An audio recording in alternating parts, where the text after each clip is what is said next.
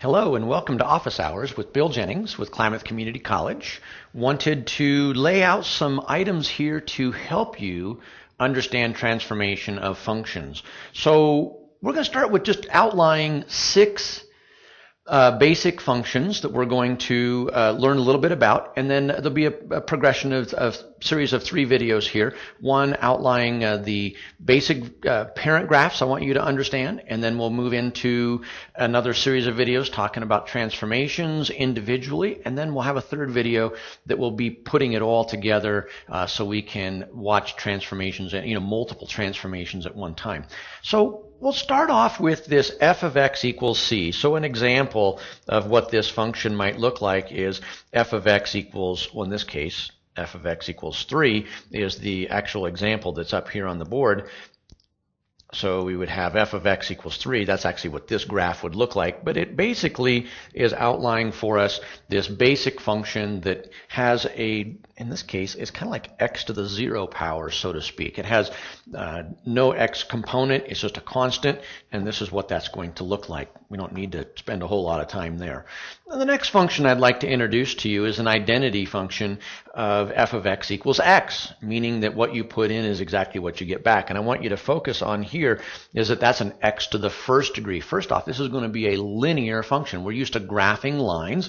We can see it as being a line. We expect it to be a line. And so we end up with, in this case, this is exactly f of x equals x. Other examples that might look here would be like you might have been able to see something like 3x plus 1. We know that would be a line. It's going to look different than this line, but it would be an example of linear. And the thing we need to notice is that we'd be looking for an x that is to the first power. So the first one was a constant. There was no x. We did, this x here doesn't even really exist. It's just kind of gone with implied that it's x to the 0. We don't need to write it. That's there. Now down here, this is an x to the 1, and so that's going to be a flat line. Well, I say a flat line, but a straight line at least. Now, moving on to our next would be a quadratic. Notice what we're doing. We're finding a progression from being x to the 0, x to the 1, then an x to the second. And this is, we want to learn these parent graphs, how they look, how they feel. The big thing here is that we want to start exploring the domains and the ranges and these kinds of features. So f of x equals x squared comes about in a fashion that we can graph it here. We could make a chart if we wanted. We could have x and f of x come out, and you'll notice that a negative 2 squared would give us 4.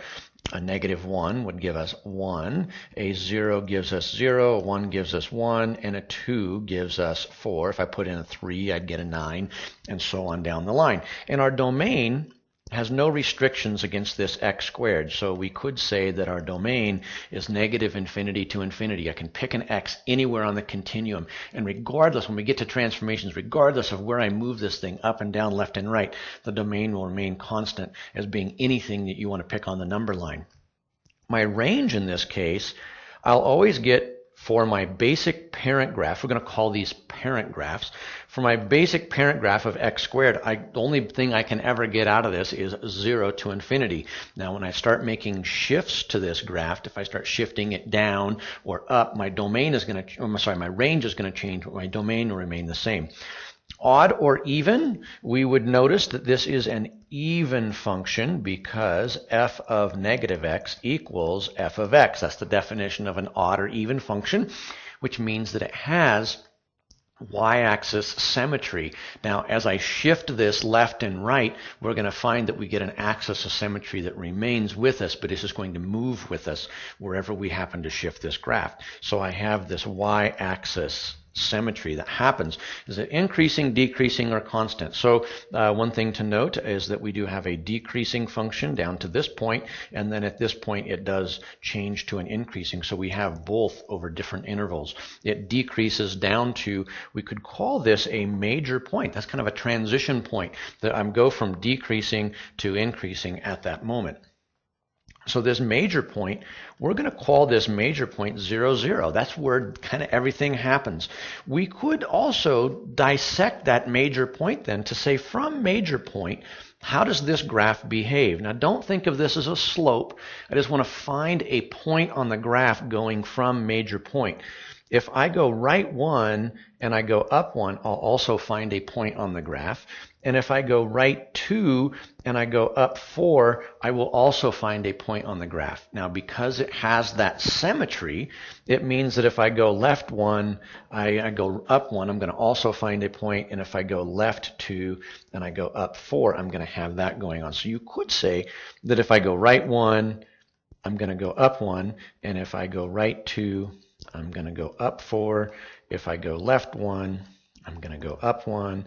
And if I go left 2, I go up 4. So we have that going on.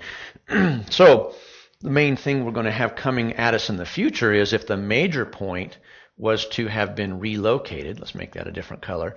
If the major point relocated to this point, I could recreate the exact same graph at a new major point by saying, well, the behavior is from here, if I go this way 1 and up 1, that will also be a point on the graph. And then if I go this way 2, I'd have to go up 4, 1, 2, 3, 4. I'd have a point up here. So I'm going to have this exact same graph could be recreated right here. That's where we're going with this, and that's why this movement from major point is something that we want to pay attention to.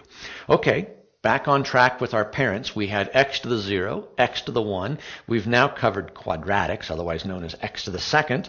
It would only seem fair that we're going to pick on x to the third, and that's going to be our last time we're not going to do an x to the fourth, but we could if we wanted to. I mean, we can make parents out of just about anything we want, and transformations, once we learn them, they'll all move.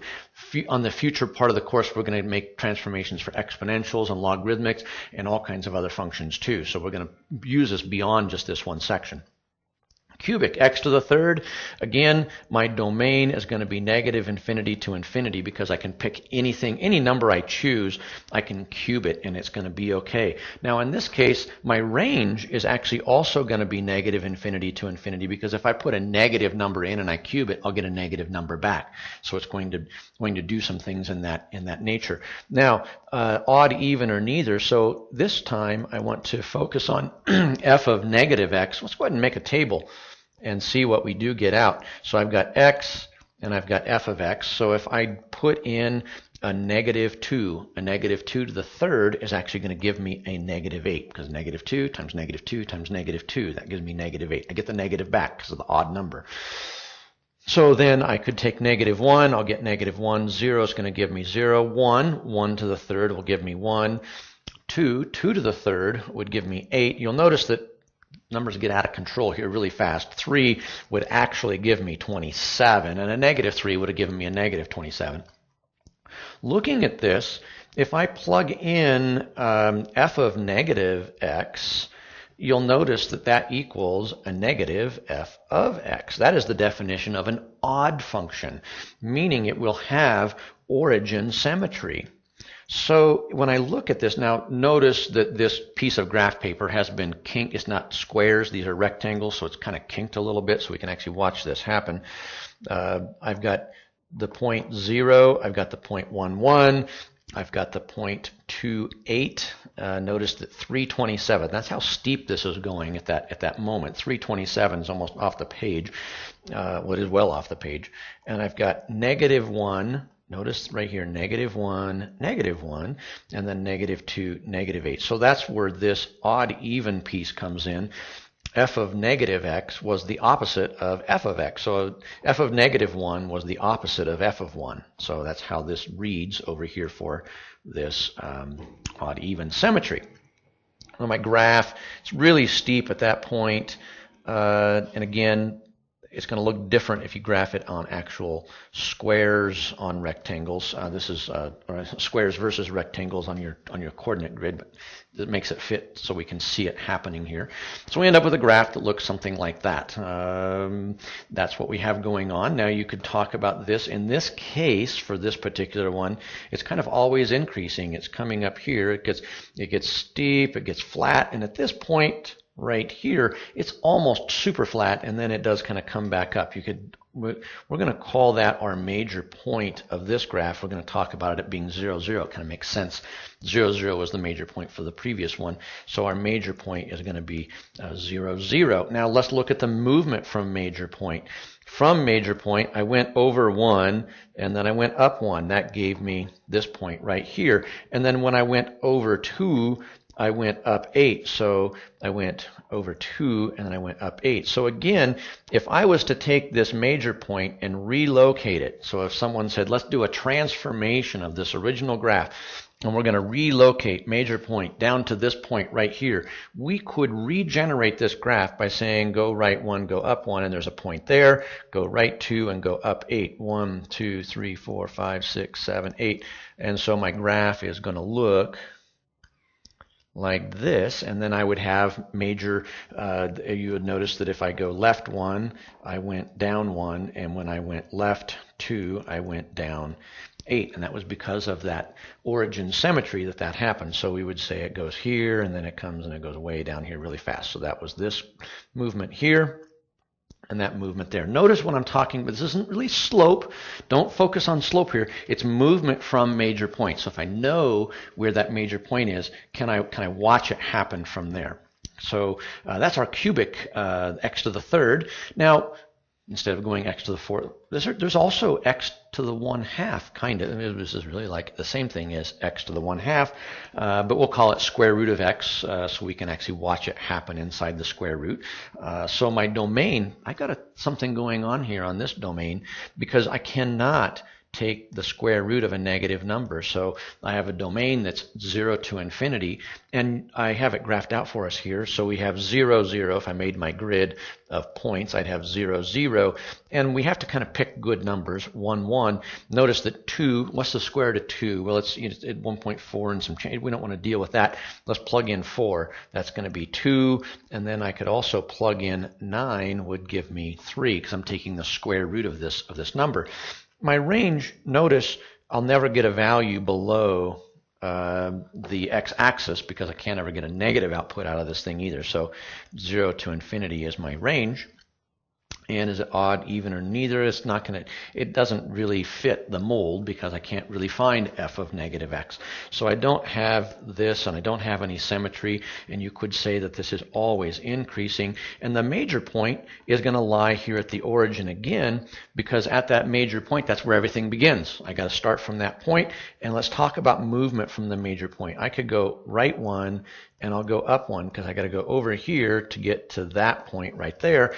The next really kind of cool groovy point is if I go over 4. Again, I'm not going 4 from the last place. I'm going 4 from the major point. So from major point, if I go right 4 and I go up 2, I land at a good point also. And then if I go over 9, I would go up 3. And again, the over 9 is from major point up 3. So we want to talk about this movement from major point. So if someone relocated major point to here, I could recreate. It would go right 1, up 1, and then I would go right 1, 2, 3, 4, and then I'd go up 2, and so that'd be another point there, and then I would go right 9, which would take me all the way out to here, and then I'd go up 3, 1, 2, 3. So these points would be there, and I could just relocate. If someone told me that major point relocated to there, I could do it. That's where we're going. Okay, I've got one last one for us, which is the absolute value function, which doesn't really have a power, but it's just another function that we want to look at. Domain, again, negative infinity to infinity. Our range, well, if it's absolute value, I'm never going to get a negative value out of it, but I can get a 0, so we'll go there. Odd, even, or neither. So f of negative x will be equal to f of x kind of by definition. So it's definitely going to be even, so I'm going to have this y-axis symmetry, and I'm going to have a decreasing function to here, and then an increasing function to there, and again that major point lands at 0, 0, because that's where everything begins. Looking at major point, it's kind of starting to see it. We can see how this goes. It goes right 1, up 1, it goes right 2, up 2, right 3, up 3. So 1 to 1, and you can just watch this guy march over. The key thing, what I want you to do to do, though, to pay attention to it, is movement from major point, not from point to point along that line. We want to start back at the major point, because when we start putting transformations that have bows and skews to them, then we're going to have to work against that. That's our parent graphs. Have a really good understanding. Take a minute to graph each one of those on your own, so you understand what with x to the 0, x to the 1, x to the 2, x to the 3, our square root of x, and an absolute value of x. Those are functions we're going to manipulate like crazy in a little bit. You need to have a basic idea so we can just put them down really fast. Those are our parent graphs. Thanks for watching.